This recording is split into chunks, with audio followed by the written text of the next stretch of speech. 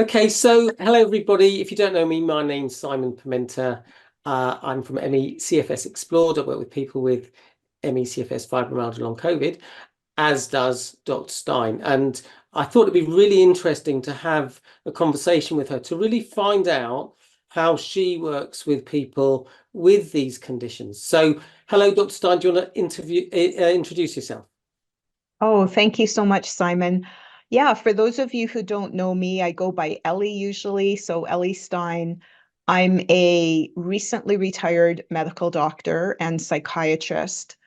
I was in practice for 35 years, and for about 23 of those years, I focused my practice solely on what we now refer to as chronic complex conditions. So that refers to myalgic encephalomyelitis, chronic fatigue syndrome, fibromyalgia, long COVID, chronic pain. And we could add in there things like post-treatment Lyme disease, mast cell activation syndrome, connective tissue disorders, orthostatic intolerance, autonomic dysfunction, all kind of other chronic infections. So it's kind of a big grab bag of disorders which make people feel really crappy and for which we'll say conventional medicine doesn't yet have very much to offer. So that's where I spent my career.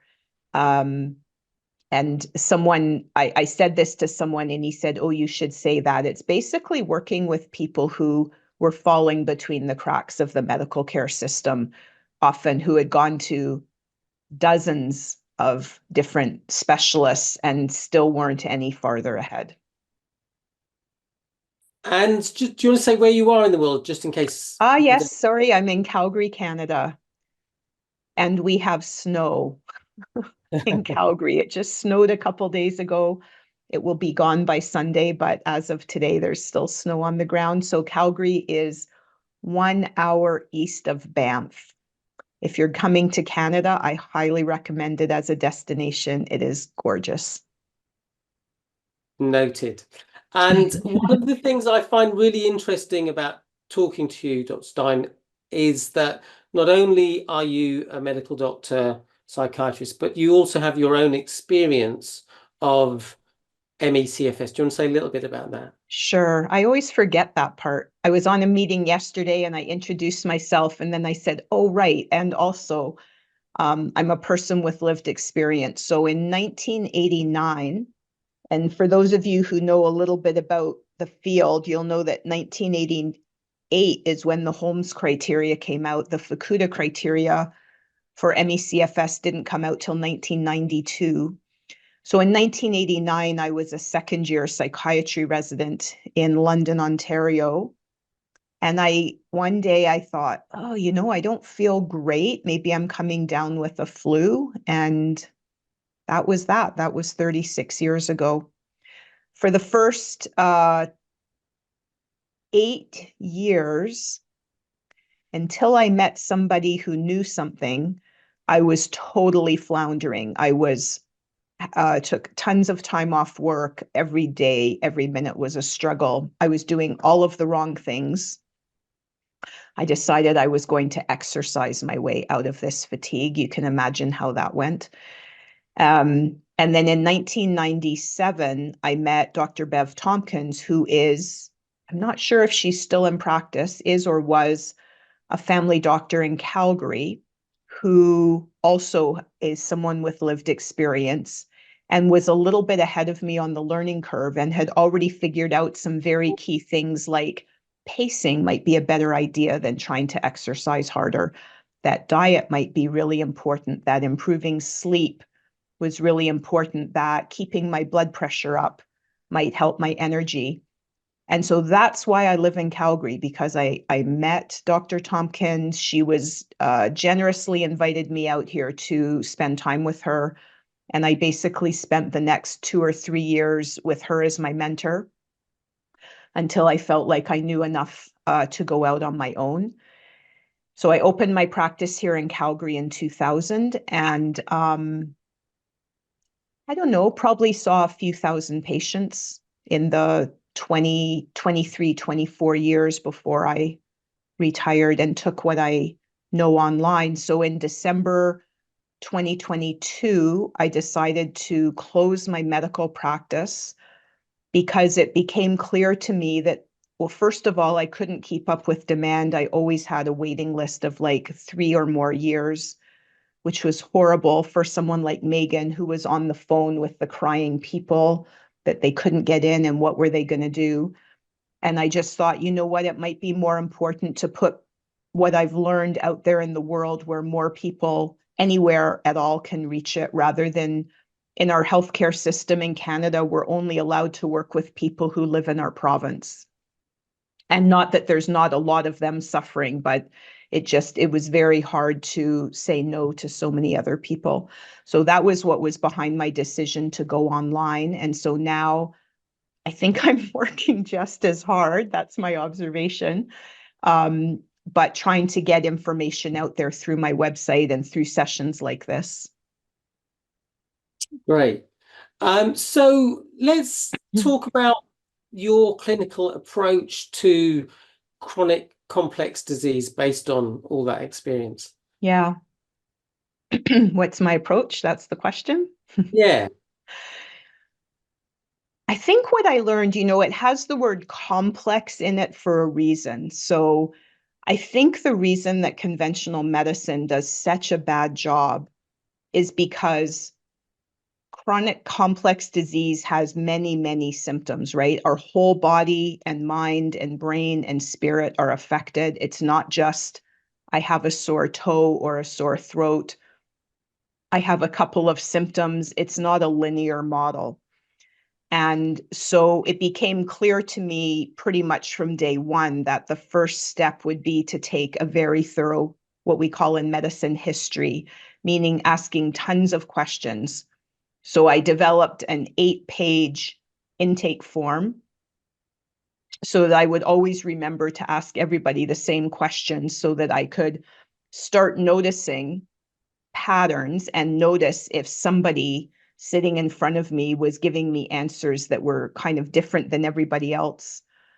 So pattern recognition is really important in medicine. And so over the years, I kind of developed a pattern or a gestalt of what would be the typical symptoms and what symptoms maybe didn't fit this chronic complex disease picture, in which case I needed to investigate other potential causes. So the first step, I think, is to really listen long and hard to the story. And in my practice, that usually took 2 hours or more. So I was very, very fortunate being as a psychiatrist in Canada, we're allowed to see people for as long as we want. If you're a family doctor, that's just not possible. You have to see people in at most like a 15-minute appointment is considered, that you've spent extra time. So it's really not a level playing field for family doctors. And I really feel for them having to try to listen to the whole story, because if you miss some important parts of the story, you might be working with someone for years and not be making progress because you've missed something that you could have changed. And so what I'm looking for when I listen to the story is 2 things. Are there any red flags that there's some other treatable condition going on? Not necessarily instead of, it could be in addition to, right? Many people have multiple conditions. They might not only have ME and FM and chemical sensitivity and chronic pain and low blood pressure and MCAS, but they might also have arthritis or an ulcer or heart disease or all kind of what we call more ordinary conditions. And the final picture, like how sick or disabled that person is feeling, how much they're struggling, is like the sum total of all of those problems.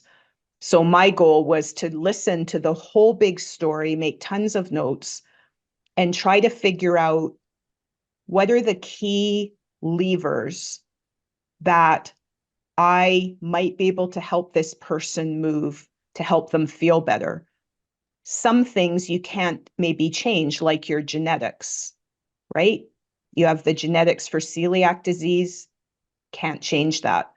But some things can be changed. So some of the specific things I would look for, because I knew we could make a lot of progress, would be orthostatic intolerance, very, very treatable. Irritable bowel syndrome, very treatable.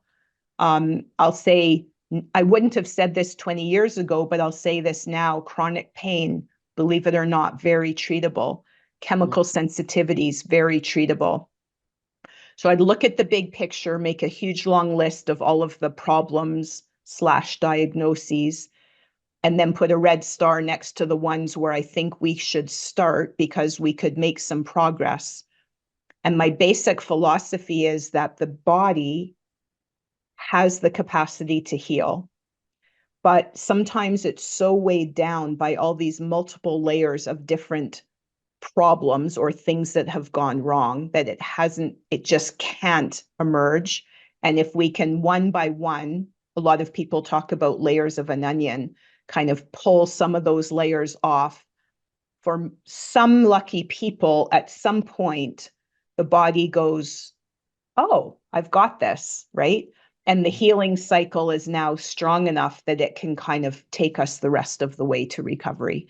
And I think as we currently have so many people sharing their recovery stories online, that's what I think is happening, that when I listen to those stories, I hear some common themes. One is the people have worked really hard. They've taken their condition seriously. They've done lots of research. They've tried lots of things, and they found the things that work for them.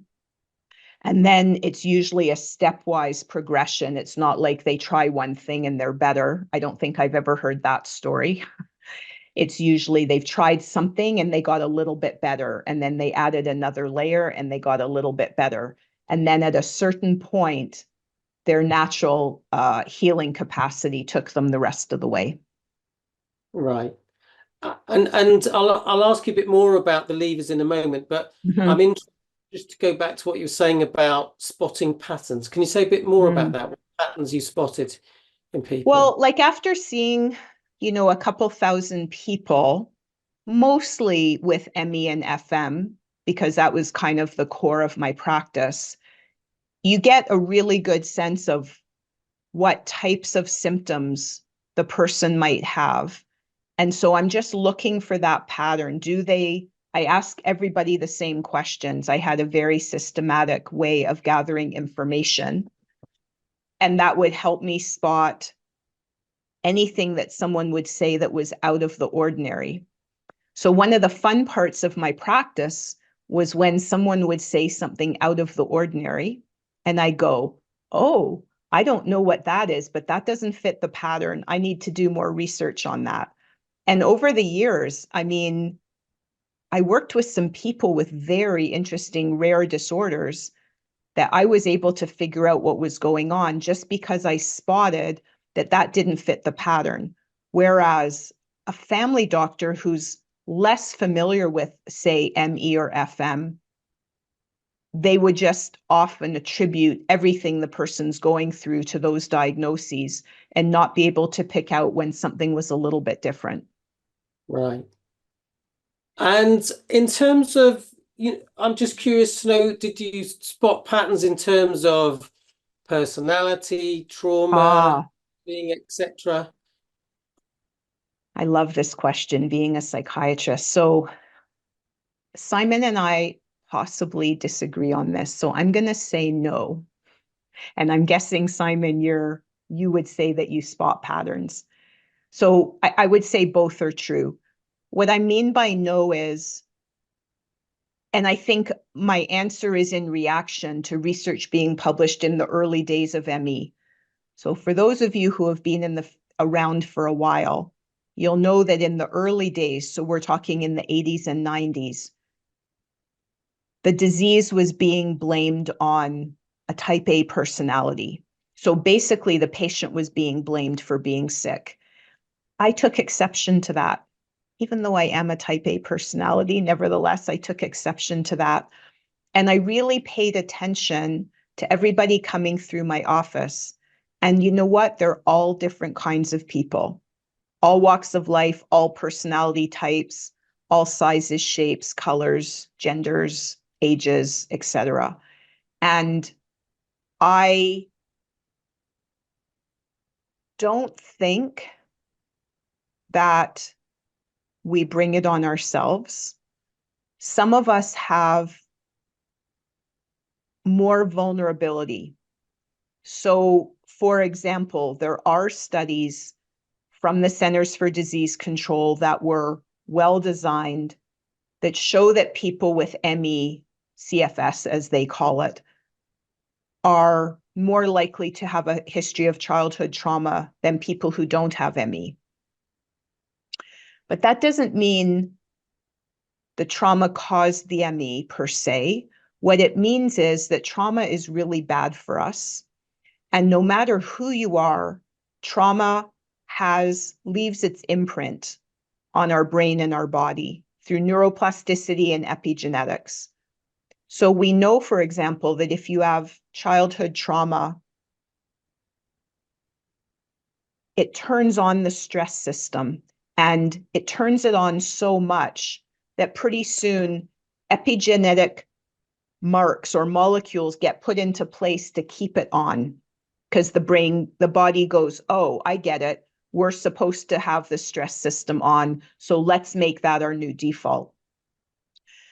You might get through childhood, adolescence, young adulthood, and then you hit 40, and then something else happens. You become pregnant, you have a breakup, you have a death in the family, you have a car accident, right? And now that vulnerability that's kind of been sitting there since childhood makes you more liable that this current trigger pushes you into a chronic complex condition that you're unable to heal from or recover from as easily. So I get a little bit bristly when people imply that, say, childhood sexual abuse is a direct cause of ME. I don't think that's the case. I think childhood abuse and neglect makes everybody who experiences it more vulnerable. And that vulnerability stays with us for life. And if we're unfortunate enough to encounter future triggers like, Lyme disease or all those other things that I mentioned, then we are more likely to be the ones who can't recover from those subsequent triggers. They sometimes talk about the perfect storm, right? You have this happen and this happen and this happen and this happen. And finally, the cumulative stress on the body is so great that we succumb to some kind of chronic symptoms. So that's my take on it. Yeah, well, I think there's a lot of overlap between what you've just described and the way I see things. My kind of view of stress is that we can experience acute physical stress like a virus, chronic physical stress having an ongoing condition. And the third component is psychological stress. Mm-hmm. And my model is that for some people, the psychological stress is a factor that's hindering recovery, may have contributed to it, but that does not necessarily apply to everyone. And therefore, if someone recognizes that, they have a tendency to certain traits, maybe being a people pleaser, a worrier, that was me, had the tendency to burn the candle at both ends. These things make it more likely that some people will burn out and they might need help in that area. But yeah, so I think there's overlap between what you're saying and my model. And just to really support and build on what you just said, maybe we agree more than I thought. If you look at the cell danger response, Dr. Robert Navio's theory about how our cells respond to stressors, so as opposed to stress, which implies psychological, and they shut down, the mitochondria kind of go into a hibernation mode to save us from the damage that would happen if they stayed kind of running at full gear. And what Dr. Navio really emphasizes over and over is that the cell can't tell the difference between a physical and a psychological stressor or an infection or an accident, or it, like, to the cell, it all looks the same. It all looks like a shift in redox or oxidative stress. That's how it views, that's its like one tool to sense what's going on in the body. And so everything that stresses our cells is equal. Yeah. So let's go to that topic that you mentioned. What are these levers? You say that there are certain questions that are important to consider to identify the levers that people can use to improve their health. Can you talk a bit more about that? Sure. So I'll just mention a few because, of course, there's so many of them. But I would say some of the big ones, I talked about orthostatic intolerance or autonomic dysfunction. So our autonomic nervous system controls everything: our heart rate, our blood pressure, blood flow, temperature, bowel and bladder function, all of the internal organs. And we take it for granted, and for good reason. Obviously, if it wasn't working, we would be dead. It's that critical to existence. But there's many people for whom the aspects of autonomic function that control blood flow don't seem to be working properly. I'm one of those people. And without medication, I wouldn't be sitting here talking to you today because my blood pressure would be so low that I wouldn't be able to think clearly. And Peter Rowe, who gave an expert speaker webinar for me March 1st, I think it was, really laid it out beautifully in that webinar that if the autonomic nervous system isn't working and we don't get enough blood to the brain, then we feel horrible, tired. And he's the one who, back in the 80s, published the first paper showing that there was a connection between autonomic dysfunction and, as it was called back then, chronic fatigue syndrome. And what's beautiful about that is it's so treatable. So I'm going to ask people questions about being upright. How do they tolerate being upright? Can they sit? Can they stand? Can they wait in line? So myself, I never wait in line if I don't have to. And if I have to, I sometimes bring a stool with me or something like that, because standing for long periods without moving is just, it's not very fun. So I would ask people questions like that. Basically, what happens if you find yourself waiting in line? How do you feel? Then there's mast cell activation syndrome. So I'm basically asking questions for things for which there are treatments, right? I could ask questions for things that we can't treat. It's still important to know, but things that we can treat are of high interest to people. So mast cell activation syndrome, it's probably been out there in the consciousness for about the past 10 years. And it's becoming clear that some people, our mast cells are part of our innate immune system. They protect all of our mucous membranes against invaders. So our eyes, our nose, our mouth, our gut. And some people, their mast cells burst open with very little provocation and release all of these immune molecules, things like histamine and cytokines, into the system, which make us feel absolutely horrible. And so some of the ways I try to get a sense of that is by asking about sensitivities. So are you sensitive to food? Are you sensitive to medication? Are you sensitive to smells? And even to things like sound and movement and flashing lights. So people that tend to be sensitive in one area are more likely to be sensitive in multiple areas. And we used to call this multiple chemical sensitivity. And I would posit that the vast majority of people who label themselves as having MCS, multiple chemical sensitivity, probably have some degree of MCAS, mast cell activation syndrome. It's difficult to treat because there's so many molecules that get released when the mast cells burst open, but it's possible to treat. And one of the treatments is to use things like antihistamines and different mast cell stabilizers. There's a bunch of drugs that kind of calm down those immune. So basically the drugs that people with asthma and allergies would use. So I just ask people questions like, do you have food sensitivities?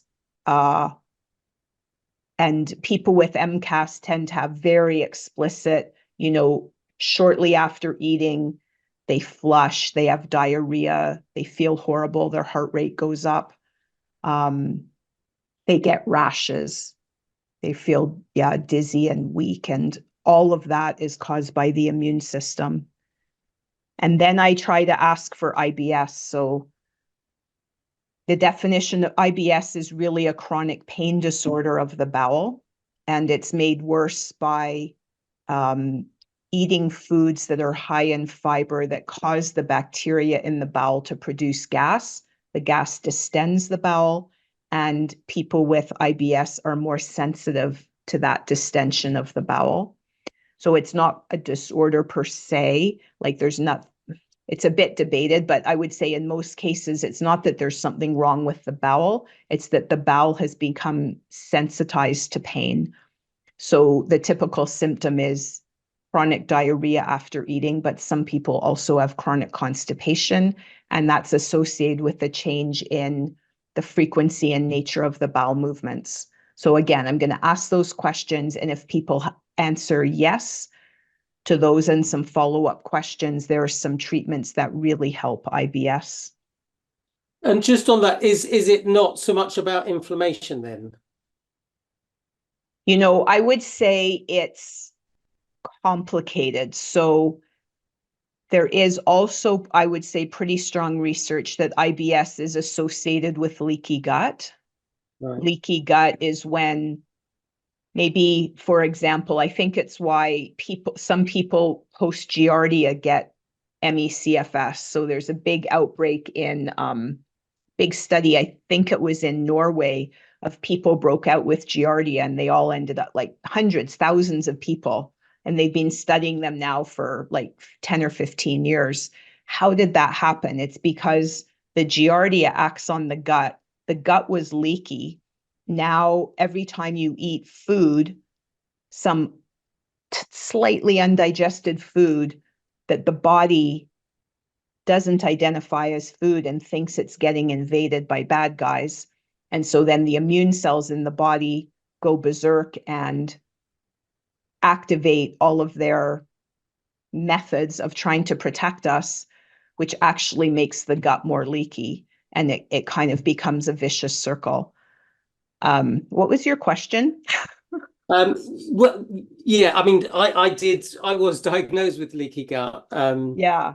Oh, And was there inflammation? So yeah, so yes, there inflammation, is some evidence of immune activation and inflammation, but I think it's a bit circular. right, So okay. yeah, if we like once it's leaky, then the problem becomes how do we heal that leaky gut, which is very doable. So Yeah, again, I love asking those questions because I can say I can help you with that. yeah, yeah. And actually I think Megan's posted a blog on orthostatic intolerance. Do you want to say any more about how you might treat that, or should we leave people to have a look at that blog? Yeah, so I have a blog on it. There's also the Peter Rowe webinar. So just basically the treatments fall into three categories. We've got the physical things like support hose, like just trying to physically help the blood return from the legs back to the heart, because the problem is not enough blood is getting to the heart. The heart doesn't have enough blood to pump out, and so it starts beating faster. And then we feel tachycardic and high on adrenaline and kind of dizzy and unwell. So all of the successful treatments are the things that help promote blood flow back to the heart where it can get sent to the brain. So things like fluid loading, salt loading, support hose. And then there's medications, things like fludrocortisone to increase the fluid volume, things like mitodrine that constrict the little vessels so that they push the blood back to the heart more easily. Things like beta blockers for the people that have this really rapid but inefficient heart rate. Beta blockers can calm that down and make a big difference.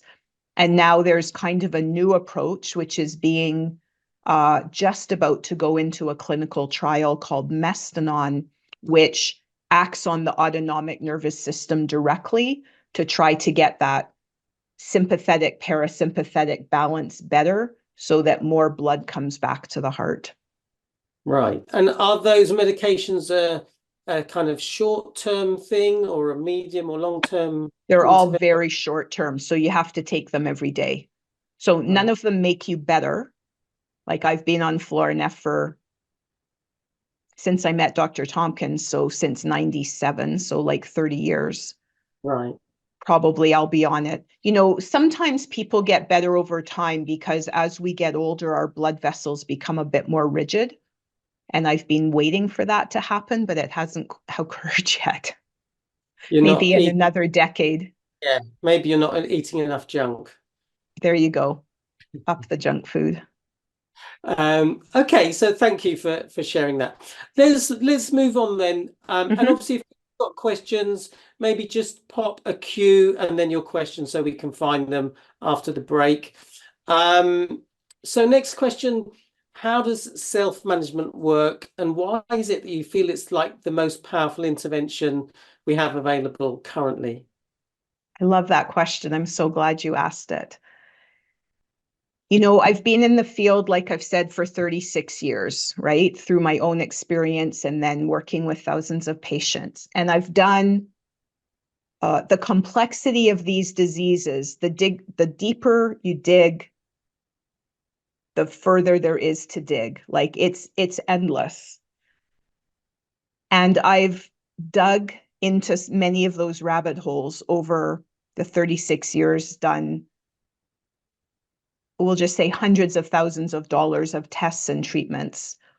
And in the end, for me, and I'm not saying this is going to be true forever because I remain endlessly optimistic. You know, some of the research that is going on right now is extremely exciting. So I remain hopeful that we're going to get more specific targeted biomedical interventions, at least for subgroups of people with ME and FM.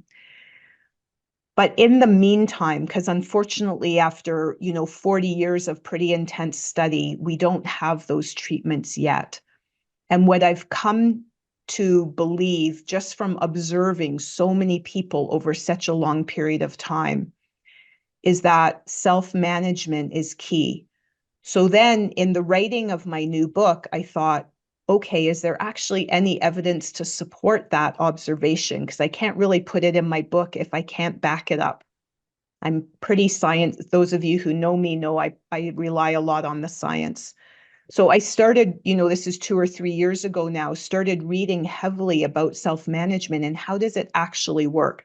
So self-management is things like pacing, sleep, regularity, diet, stress management.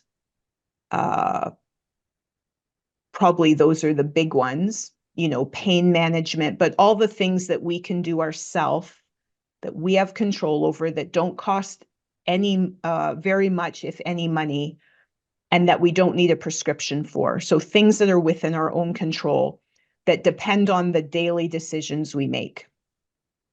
And I know a few of my former practice patients are on this call. And so you'll know we went over this over and over and over and over in different groups. And for most people who I attended those groups, it's a slow process, right? And you try stuff and some stuff works. You go, aha, check mark. That I'm going to keep in my self-management protocol. And then you might try something else and it just doesn't work for you, right? Because we're all individuals. So what I learned about how does self-management work for, of course, there's endless complexity there too, but 4 main levers. One is neuroplasticity. So if I consistently change my thoughts, feelings, and behavior to be aligned with the future that I want, one of health and comfort and ease, for example, I can do that because every single time 2 neurons fire together, they wire together. And I have considerable influence over what I think, feel, and do, which neurons I fire up. So the more I started reading about neuroplasticity, the more excited I got because I thought, here's a lever, here's a way into this really complicated body-mind system that if I put my mind to it and consistently change my thoughts, feelings, and behaviors every day, I can actually rewire my brain. So that's one lever. A second one is epigenetics, which, Simon, we've already alluded to. So every time I do something or have a circumstance, an experience, every cell in my body has to decide based on what it's sensing, which genes to turn on and which genes to turn off. So in every cell in our body, just as a very simplistic example, we have genes to raise blood pressure and we have genes to lower blood pressure. Now you can imagine if those were both turned on at the same time, they would cancel each other out and we wouldn't be able to control our blood pressure. So the body has this very sophisticated mechanism to turn on just the genes that we need in that moment and then turn them off, and then maybe sometime later turn on the other ones that we need. And that's called epigenetics. And 95% of our DNA codes for these RNA molecules that controls epigenetics. So 95% of all the genes in our body don't get made into proteins. They're part of this very sophisticated control mechanism. And it's plastic. So just like our brain is plastic and we can train it to do what we want, our epigenetics is plastic and we can train it to do what we want through lived experience. We can't tell it like, hey guys, let's turn on the gene for higher blood pressure right now because I'm feeling a little bit woozy. But over time, we can teach it.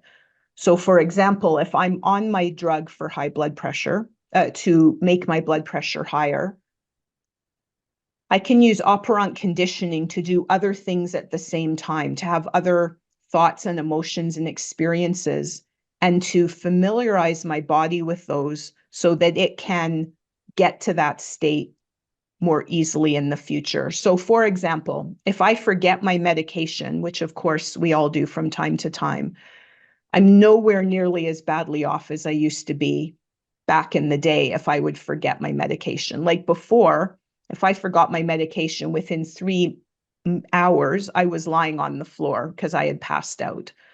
Now, if I forget it, sometime later in the day, I go, oh, not feeling quite 100%.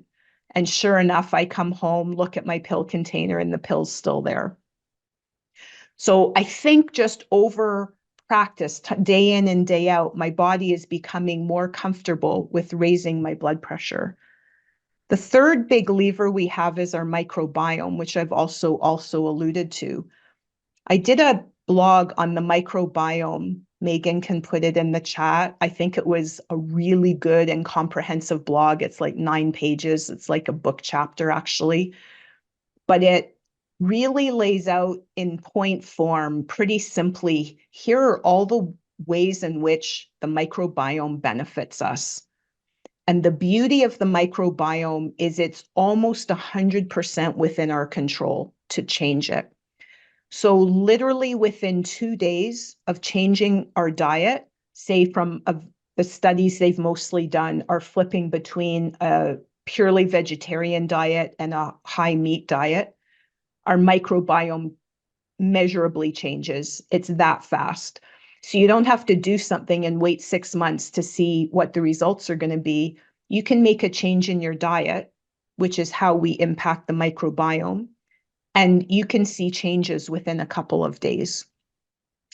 And the fourth one, and the one that I'm just getting really interested in, and which I'm teaching about in my Live with Dr. Stein subscription live sessions, is called nutrient signaling. So this is all new to me. I've just been studying on it in the last couple of years. So we have in every cell these systems to precisely measure what's going on in and around that cell. Every cell has this capacity. And there's four main, and the word is nutrient sensor or nutrient signal. So that gives you a clue that the cell is mostly making its decisions based on nutrition. So that means what we eat is the biggest lever for these nutrient signaling systems.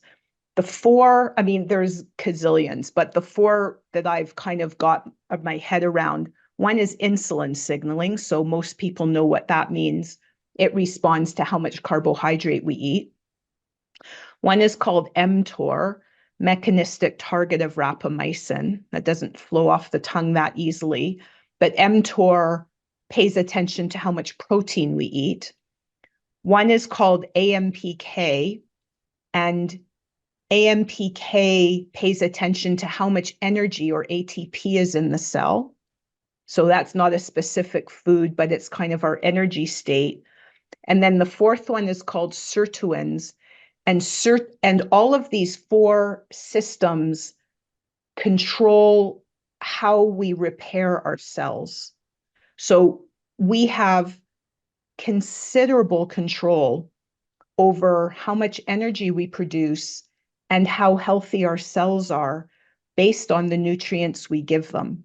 And these four systems do things like lengthen telomeres, repair DNA, repair proteins, repair cell membranes. Like they're basically the housekeeping, they're the housekeepers of the body. And we can influence them. Just, I can't overemphasize how much control we have over these repair pathways through what we eat, but also things like our sleep and stress. Like it's the whole picture, right? If we give our cells the message that they're safe, they have enough food, enough energy, enough rest, enough calm, they function much, much better. So this is how self-management works. And there's no drug yet that impacts all of these nutrient signaling systems as well as self-management. People are working, as you can imagine, working madly on drugs in this space. But so far, all of the studies I've read show what we can do ourselves with sleep, with stress, with diet. Oh, and I forgot exercise. Of course, that's a big one. Have a massive effect. And these, in live, I'm going to be talking about hormesis. So the idea that we stress our cells a little bit, just enough that these nutrient signaling mechanisms go, oh, we better up our game because we're being presented with a little bit of a stress. And our body has the capacity to increase its functioning in most of these systems by up to 30%. We have that within our power through self-management to improve our health by 30%. Now, 30% doesn't mean, like in drug studies, if your pain goes down by 30%, they consider that a success, but you've still got pain. Yeah. With these, if you increase your ATP production by 30%, that's like a logarithmic increase in function. It doesn't mean you're still sick, but you're a little bit less sick. This means you're actually feeling a lot better. That was a long answer. Yeah. Well, and this might be another topic for another time, but can you say a little bit more about how we do that, how we stress the system just a little bit to make those things happen? Mm-hmm. So anyone who this is a shameless plug, anyone who wants to learn more about this, the next 2 sessions of my live membership, I'm going to totally focus on this topic of hormesis. And the subcategories are diet. So eating phytonutrients. Plants make these chemicals to protect their babies, the seeds, from creatures that might eat them and destroy their ability to reproduce. So fruits and vegetables contain these phytochemicals that are actually a little bit toxic to our body, but eating in small amounts boost our capacity to function. Intermittent fasting or time-restricted eating is another one that has a lot of evidence. Red and infrared light stress our cells just a little bit by increasing energy production, which increases oxidative stress, which tells our cells they have to up their game. Temperature. So a lot of people are aware there's a big fad right now with saunas and cold plunges. That's how that works. It stresses our body and makes our body respond positively. And of course, exercise. I don't talk about exercise as much because so many in the community can't exercise, and it's kind of discouraging to hear that we should be doing it. But for those who can exercise, even to some degree, any bit you can do, that's how exercise works. We exercise, it actually physically damages the muscle cells, and these sensing pathways see the damage and they turn on all the repair mechanisms. And we not only repair the damage, but we go over and above baseline. Yeah. And you may know this, there is research that shows that even visualizing exercise Yes. change in the body that's beneficial. Yeah. So from a I don't know if it's beneficial from a hormetic, like I'm not sure if Right. visualizing exercise causes the physical stress that gets all these repair pathways booted up. But what it does do, anything that you do in your imagination fires the neurons that make that possible and makes it so what fires together wires together. So now you're building these pathways that may make it more likely for you to be able to do that activity in real life in the future. Yeah, and the research shows that it does strengthen the muscles. Yeah, you know, you're right. I think I have read that. It's hard to believe. You know, I know. if you imagine your hand moving, it actually sends little messages to your hand. Yeah. Yeah. So, okay, so it sounds like we've kind of covered that topic of most Hmm. helpful self-management strategies, kind of aware of the time. So two Yeah. quick fire questions and then we'll Okay. have. So one Sounds is good. any books that you'd recommend? Because I Oh. get the feeling, I get the sense that you've read a lot. What comes to your mind as you think about You that? know, I don't read so many books. I have to say, most of this research is cutting edge and it's in paper form, the scientific literature. Um, Megan knows because she helps me with my database. I have about 4,500 papers in my database, and that's probably only a quarter of what I've read. You know, not every read some papers, I go, that's not that good, and I toss it. So I read a ton of papers, and that's where I've been learning about this, like the hormesis and the nutrient signaling. I would say, so I have 2 books, but I have to just turn off my fuzzy background for a minute to show them to you. Oh, sorry, that didn't work. So I'm just turning off my blurred background. So one is called Young Forever by Mark Hyman. Yeah. Yeah, good. Yeah, we got that. Um, I'll just say pros and cons of this book. Pros are it's a really nice overview of the connection between chronic disease and aging. So, what the science is really showing is that what happens to our cells as we age is very similar to what happens to our cells when we have a chronic disease. And he does a really nice job of laying that out. The criticism I would have, I mean, the book's very inspirational and aspirational, but the average person won't be able to put into action the things he recommends. He has like literally a list of 100 supplements. Okay. Right. Like, how do you even get your head around that? How do you figure out which ones you should try? How could you even afford them if you decided to try everything? He talks about regenerative medicine, like he himself goes for stem cell treatments when he hurts his back. It's like $20,000 to $40,000. You have to fly to Mexico. So it's, I love how he lays out the problem and the solution, but it's not accessible, I would just say, for the average person. The second book is called Outlive by Peter Attia. So Dr. Attia has a really great podcast called The Drive, which I've been listening to now for about a year. It's like Andrew Huberman's podcast. It's like 2 to 3 hours diving deep on topics. And what I've loved about Dr. Attia's podcast is it's kind of like a review of med school. So he does topics on heart disease and cholesterol and kidney disease and iron and, all of these topics that I'm a bit out of practice. I just haven't had time to read up on everything. So I feel like I'm back just getting more up to date on these basic health topics. But he's also very interested in longevity, and he's had a lot of guests on things like these nutrient sensing signals and how to promote them. He's a big fan of things like metformin. I won't even go into all that.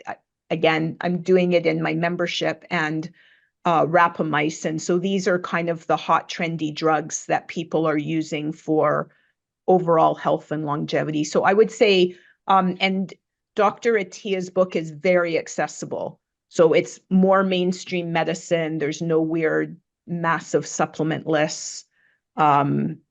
He's a little bit more discerning, I would say, in the things he recommends, and they're more mainstream. So the average doctor would probably be more on board with helping you with some of the testing that he recommends. Right. Okay.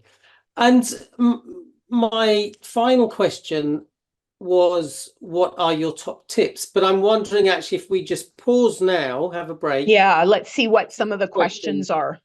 And then maybe you can finish with that. Okay. Perfect. And then I'll just go through the rest. So hi, everybody. Welcome back. Simon and I have been looking in the chat. There's some great questions there. I just wanted to address one before we dive into them, and that's the very real statement that many, if not most people with chronic complex diseases are living in poverty and can't afford a lot of fancy stuff. In Canada, we have this government organization called Statistics Canada, and they've done something called the Chronic Disease Health Survey. And they repeatedly show, they've been doing it for like 20 years, chronic fatigue syndrome, fibromyalgia, and multiple chemical sensitivity, those are the terms they use, were included in the survey. And every single time they've done it, people with ME/CFS have the most financial food insecurity of any chronic illness group in Canada. So this is a very real problem, and it does limit people from trying supplements and fancy things. And it's at the top of my mind as I've kind of launched my online offerings. So first of all, I have a ton of free stuff on my website. I do free events like this one with Simon almost every month, so that people who have little to no resources can still access accurate information. And the main impetus for me starting my new subscription membership called Live with Dr. Stein, my emphasis on that every single session is to give people low to no cost interventions that they can do themselves and that don't require a physician. Because I'm also aware that many people around the world just can't find a physician who has the interest or the expertise in these disorders to guide them. So that's why I'm doing the membership. And you might say, yes, but how much does this membership cost? So to be very explicit, the membership is $49 a month Canadian. But if you're on low income, meaning that you earn less than 30,000 of your currency, so in the UK, I think, is that British pounds, or are you still on euros? I'm confused since Brexit. We're pounds. We're pounds. Okay. So if you earn less than 30,000 pounds a year, you can apply for the low income pricing for my membership, and you can choose how much you pay. And the lowest amount is $9 Canadian a month, which is much less in other currencies. So just to say, I'm doing what I can to make accurate information for low to no cost, easy to access strategies available to everyone. Because I really feel like if you have the information, it might take you a while. I'm not by no means saying it's easy, but through trial and error over time, most people can find things that help them feel at least a little bit better. So I'll hand it over to you. I just really wanted to address that very valid concern that showed up in the chat. Yeah. No, thanks for doing that. So first question from Benta is, if I can say it, hyperadrenergenic POTS, cause and treatment, salt, question mark?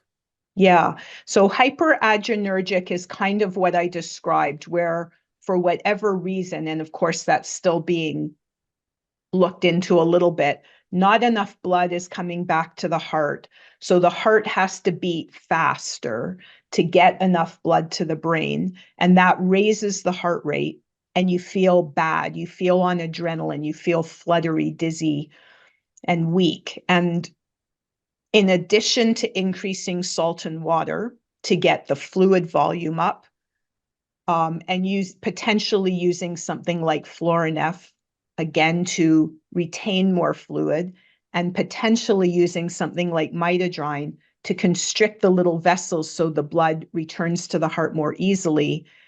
That's where beta blockers or calcium channel blockers can be extremely helpful, because if you have a resting heart rate over 100, and that's absolutely common in that condition, you just never have enough energy, right? The average person, your resting heart rate is 60. So if your heart is beating that fast just to keep blood pumping to your brain while you're at rest, you have very little capacity, you have very low reserve capacity to increase your heart rate when you want to exercise. And so it leaves people exhausted. And beta blockers or calcium channel blockers, so those are heart drugs that slow the heart, can be extremely helpful. Okay. Okay, so next question. Are there tests to measure blood flow? So I'll just say simple answer to that question is no. There are tests. I won't go into the long, complicated details. In research circles, they're trying to get better tests because the tests that have been done had some problems with them. So if you sign up for a research study, you might be able to get a blood volume test, but as an average person going to your doctor or even a specialist medical center, the answer is no. Okay. So next question from Lane. What IBS treatments do you recommend, and is it the same as treating leaky gut? So it partially depends a little bit on your symptoms. I would say anybody with IBS should think about leaky gut and consider the treatments. So the treatments for leaky gut, you have to give your cells enough energy that they can heal, because what's happened is the enterocytes, that's the name for the cells that line the gut, they're supposed to have these tight junctions which keep food out and other things in. And when those junctions get leaky, you can test that with a test called zonulin. So to get a zonulin test, in most cases, it would cost money. You'd have to go to a functional medicine practitioner. But I've had it, of course. My zonulin was high. You want to heal those cells so that the tight junctions can reform. The cell's favorite food is butyrate. Butyrate is a short-chain fatty acid. You can buy butyrate supplements, but even less expensive is to eat food that has fiber in it, because that's how the cell, the bacteria in your gut make butyrate and provide it to you on a silver platter. So again, you could use a supplement, but you don't need to. A higher fiber diet will feed the bacteria that will make butyrate, that will feed your cells and heal your gut.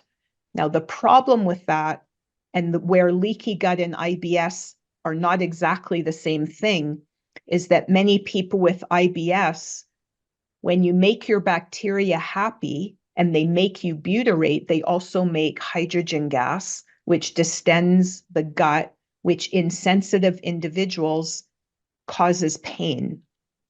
So some people get into a bit of a catch-22 where they want to increase their food and vegetable content in their diet for a whole bunch of reasons, including the nutrient sensors and the phytochemicals and the hormesis and the fiber. So fruit and vegetables are very, very healthy for us. But for some people with very sensitive gut, they can't tolerate that extra fiber because that causes distension of the bowel and pain. So for those people, I would recommend considering a neuroplastic strategy to turn down the volume of pain in the brain, because believe it or not, the pain you're feeling in your gut is actually being generated by the brain, and doing the two together. So I used to have horrible irritable bowel syndrome and pain, and it's 100% gone. Now, there was a private message to me in the chat saying this person had tried lots of things and they weren't working, and they felt my statement that IBS is treatable was incorrect. Of course, we're all unique individuals, right? And there's no blanket statement is ever true. But in general, most people can make improvements to IBS. Right. Okay. Thanks for that. So, question from Inez: would you say you have, and excuse me if my pronunciation's wrong, would you say you have returned to your level of energy and health to what it was prior to when you got ME? I'm going to say no, probably for a couple of reasons. One is I got sick when I was 24, and I'm now 60. So as much as I would love to return to that level of energy, probably that's not realistic. I've also, because I'm hypermobile, I also have a lot of musculoskeletal issues, which have resulted in surgeries, et cetera, et cetera. So I'm not the same person I was back then.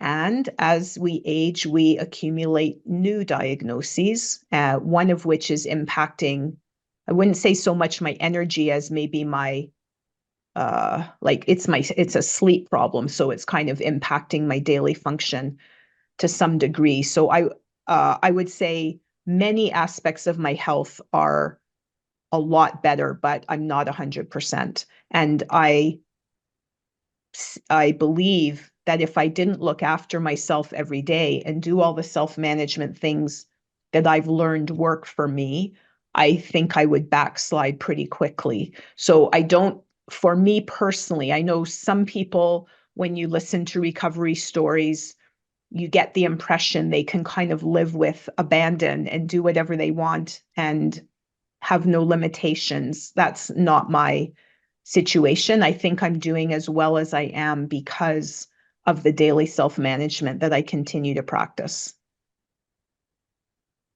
Okay, thank you for that. And Inez also asks, are there support groups you are aware of? Yes, so I know we have people from many countries on this call right now. So of course, it really depends where you live. I think in the UK, Simon, you would be more knowledgeable. Is it ME Action is one of the big support groups there? Yeah. Are there others that you would Yeah, there's recommend in the UK? also the ME Association. I subscribe to ME Action, but not ME Association. So I can't say too much about that. Okay. So there's like support groups in terms of groups that offer services. Like in Canada, there's a group. Sorry, Megan, this is going to be a challenge for you. I think they're called, like, I'm just thinking of the FM group that's in London, Ontario, but they're national. And they offer a ton of amazing programming. Like they have a weekly knitting class and stress management and meditation, and their weekly schedule is insanely busy with all kind of different offerings and speakers. So that would be a group in Canada. I myself am not, as many of you know, I'm not a big social media person, so I am aware there's a lot of social media Facebook groups where people get support.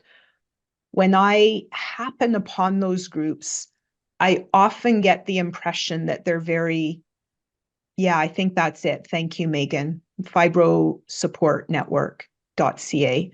That they're very problem oriented. Like people are desperate for information, and there's a lot of question and answer back and forth. Like, I have this problem. What should I do? And while that's okay, the tone in a lot of those groups is that it's hopeless and that it's a big, overwhelming problem and there's nothing that can be done. And part of, again, my whole purpose for going online, basically volunteering my time now instead of working, I'm really trying to get the message out that there is hope, that even for people on very limited resources, there are things you can do in your daily life. And again, it's not easy and it might take some trial and error, but that can improve your quality of life and your health.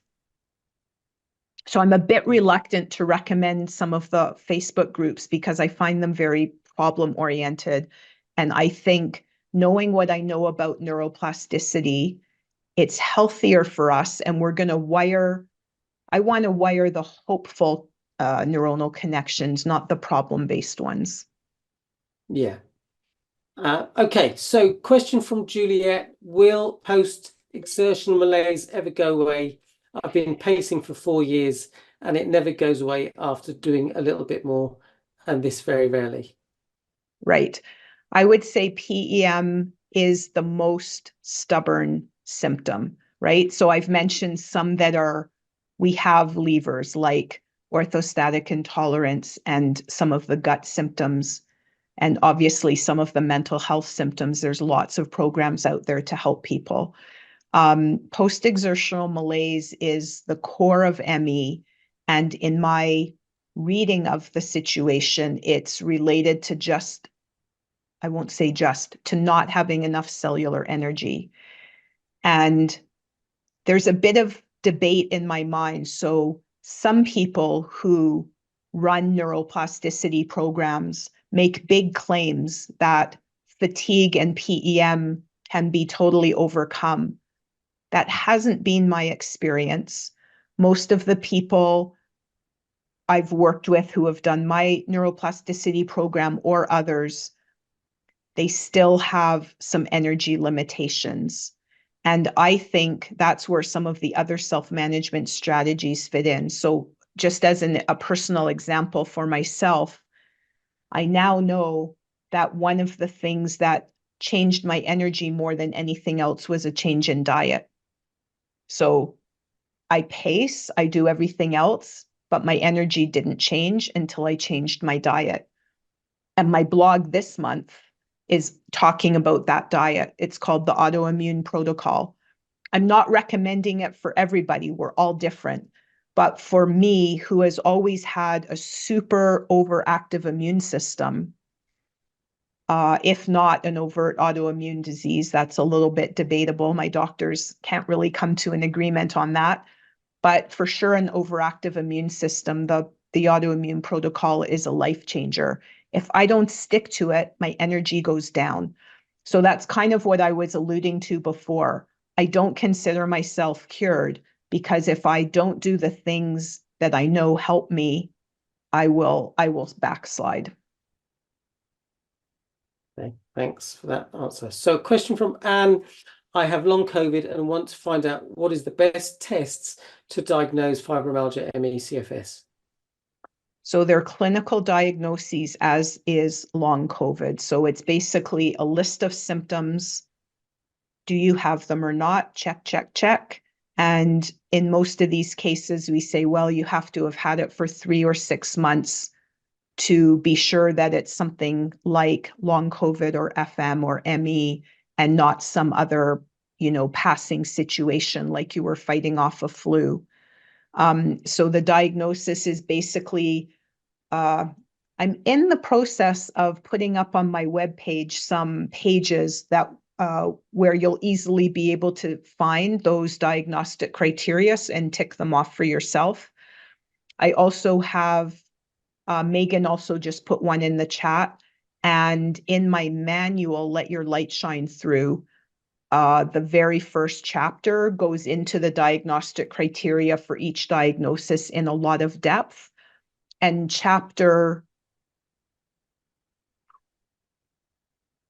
I think it's chapter 2 of my new book is the update of that, right? Because long COVID didn't exist when I wrote my first book. So chapter 2 of my new book, again, updates the newest criteria for each diagnosis and what the terms mean and how to figure out if you have them. Okay. And So- the other part is to rule out other things which might be causing those symptoms. So because fatigue and pain and unrefreshing sleep and brain fog are kind of general symptoms that are found in many different diseases, you want to make sure you rule in the diseases in question, but you want to rule out, is it lupus? Is it rheumatoid arthritis? Is it MS? Is it, some other condition that might be hypothyroidism, et cetera. So that's right. where the tests come in. So sorry, Simon, Yeah, there's go no ahead. test for the diseases, but there are tests to rule out other things. Yeah. Okay. Does your book explain how to do these things like train blood pressure? No. So you know what? I'm constantly learning, and that's a newer idea that I've just kind of figured out in the last couple, to use operant conditioning, to use a biomedical intervention and then pair it in our brain with other things that we have control over to try to teach the brain what we want it to learn. That's a newer idea. It's not in my book. So, what is your view on the connection between hypothyroidism and developing ME/CFS?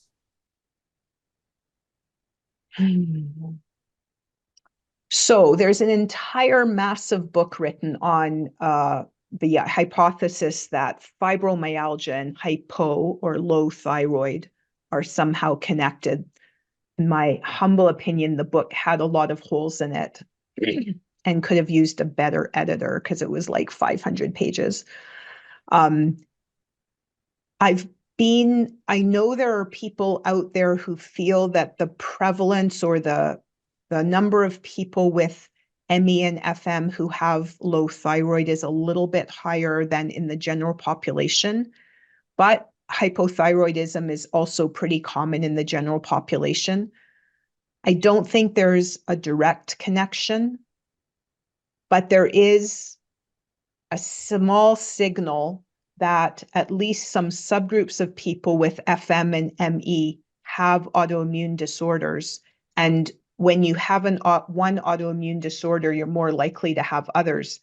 It's just like the brain. Once the brain is sensitized to things like pain, it's sensitized to a whole bunch of other modalities. And it's the same with autoimmunity. Once the immune system is sensitized to one thing, it can more easily start producing antibodies against other things. So My best guess, we don't know, but my best guess is that there's a small excess of people who have FM and ME and maybe long COVID who have something like hypothyroidism and other autoimmune diseases. But I don't think there's enough evidence yet to say they're directly related. Right. Okay. Do you have more details about the 4 nutrient signaling levers? I absolutely do. So the first 3 talks in my Live with Dr. Stein were all about it, and I have very detailed handouts. For anybody who might want to join my membership now after the fact, fear not, because you get access to everything that's happened before. So all of those, I have handouts and I have detailed presentations that go into it in a lot more depth. Okay. Maybe Megan can drop the link in the chat for that. Sure. So Juliet says, could a mumps with encephalitis diagnosis in childhood increase one's predisposition to ME/CFS in later life? Yes, I think any inflammatory process, so probably at its final common pathway, ME is about not having enough energy in the cells. But how do we get to that final pathway? Inflammation is probably the smoking gun. It's strongly implicated. And infection is a major cause of inflammation. So many people who end up with ME had significant infectious incidents, at some point in their life or even repeatedly throughout their life. And those infections seem to activate something in the immune system that leads to a chronic smoldering inflammation and lack of homeostasis. It's like the body can't right itself. And eventually that can end up in ME. Okay. So 2 more questions and then I think we're done. Okay. I get all over body itchiness. Could this be sensitivity related? Oh, I also have overall body itchiness, so I empathize with you. There's many causes of itchiness, but I would say a big one, 2 that come to mind. One is, I talked about chemical sensitivities and MCAS. So MCAS, mast cell activation syndrome, is like allergies getting activated all the time. And we all know allergies are associated with itchiness. So MCAS and itchiness, there's a big connection there. The other thing I've heard about, but I haven't read about it in depth, is that itchiness is processed similarly to pain in the brain, and that itchiness is like a small p pain. It's like the same neuronal processes are happening, but it's not quite as severe as pain, but it is experienced as itchiness. And so that makes me believe, if that's true, that a neuroplasticity-based practice could help with itchiness much the same as we apply it to pain. Left ventricle diastolic dysfunction, is it related to orthostatic intolerance in any way? Yes, so it's something that the Harvard group is calling preload failure. There's just not enough, left ventricular. I'm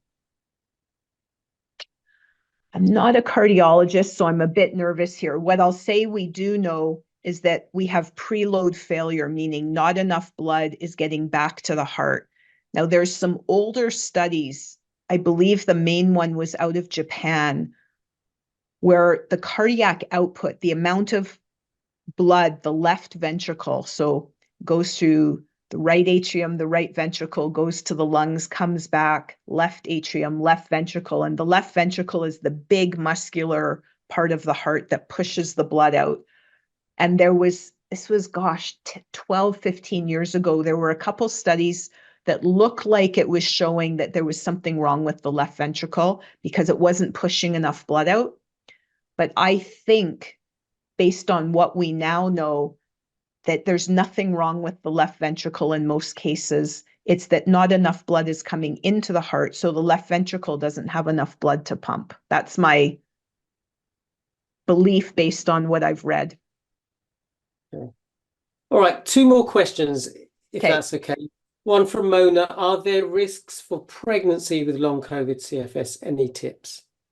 Well, the good news is that most people, and again, this is through like extensive experience in my practice, but also talking to colleagues, is that most people feel really good while they're pregnant.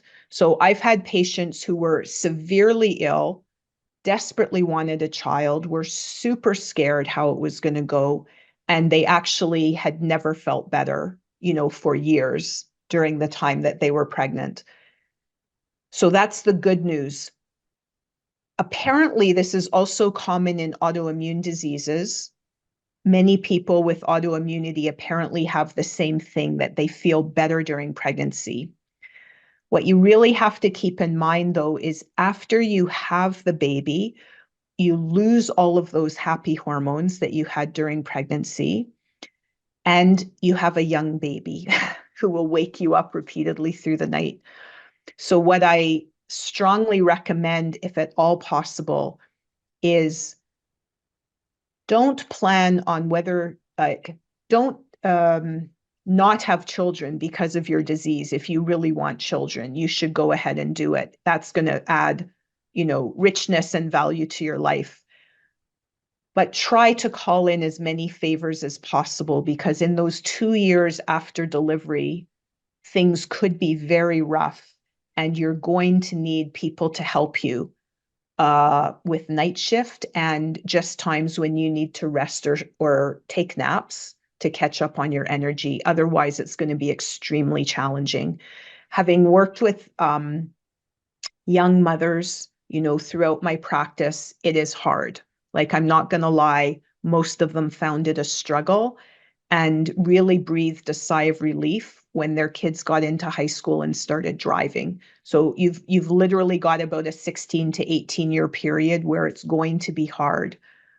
On the flip side, many of my patients who were parents were not working because they were disabled, and they actually found that they were given this unexpected gift of being able to spend way more time with their kids than they otherwise would have been able to if they were like on the hamster wheel of life, working and doing all these other things.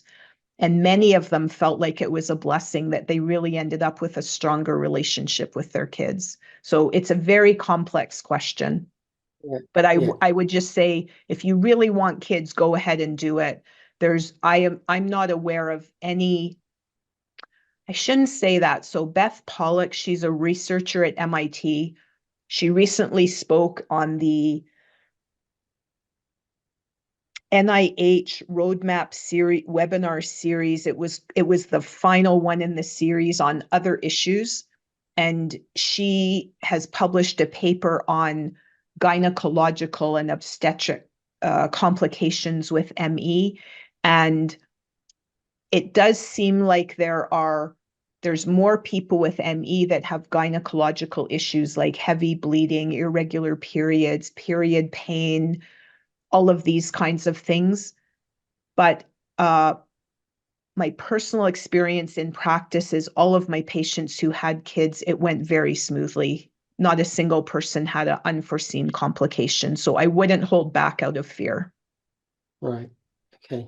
So you're going to feel good for 9 months, 16 to 18 years, 18 years of challenging, but a lot of joy as well, and call in the favors.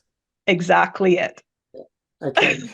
So, and I was nodding furiously when you were saying, about that. It's been people's experience, not from my personal experience, but I've had clients who've also said the Yeah. same, that whilst they were pregnant, they felt better.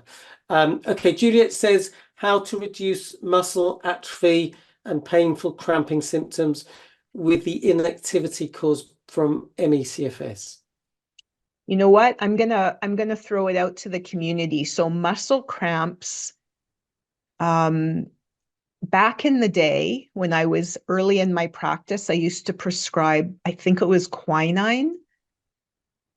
It's not so much in favor anymore. There's some yucky side effects, but it did really help. Since that hasn't been in favor, other than magnesium, which works for some people and doesn't work for others, I do not have a good solution for muscle cramps. So I would love to throw it open. And if you have a solution, please contact me. I would love to hear from you. Okay, and is that magnesium as a supplement and in your bath, or? Yeah, I think, you know, again, I haven't read really convincing scientific evidence that things like that the magnesium in an Epsom salts bath, I know it's common belief that it does absorb and help, but I have not been able to find that myself. So I'm more talking about like magnesium by mouth. Right. But Okay. I myself have muscle cramps. It's weak at best in its benefit. So I would love to hear other solutions. Okay. And one more question come in from Kathy. Is Okay. chronic inflammatory response syndrome part of ME? Yes. So I would say it's we've got this big, say a flower, and we've got kind of at the center of the flower is low energy. And then all of these other disorders could be connected contributors to that low energy. And CIRS, or chronic inflammatory response syndrome, which is typically thought to be an inflammatory response to infection or toxins. So mold is like the big one in CIRS. So it's anything that keeps our immune system ramped up, sucks energy out of our system, and leaves us fatigued. So absolutely part of the flower. Okay. And Inez has just shared some research on reproductive health impacts, long COVID, etc. And Yep. Benta says drinking enough water, crucial, minimum 2 liters in relation to the cramping. Okay. Great. All right. And it was Beth Pollock's paper. Oh, okay. Yeah. All right. All right. So If I just that's have to say, if you read Dr. Pollock's paper, you'll be filled with fear. It's like everything is a problem. It's, right. yeah. So we've kind of hit over an hour and a half. Are you okay just to share your 3 top tips, or do you want to put them in Oh, an email? 3 top tips. Wow. Number one, pacing. No, it won't come as any surprise. So what that means is live within your budget, live within your energy budget. Number two, keep a regular schedule that's in sync with the sun. So eat and be active during the day, fast, and be at rest at night.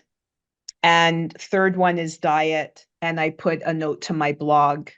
If you want to learn more about the autoimmune protocol, if you're someone who has, a hyperactive immune system, diet can really be a game changer. Okay. So thank you. Linda just says my husband doesn't have ME, but possibly celiac, IBS, etc. B12 shots make a big difference in cramps, also water and electrolytes.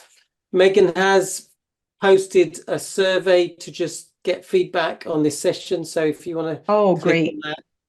Sheila We says, always like feedback. It lets us know, should we do more of these events? Are there other topics, that would be of interest to you? Sheila says, very informative webinar. Thank you.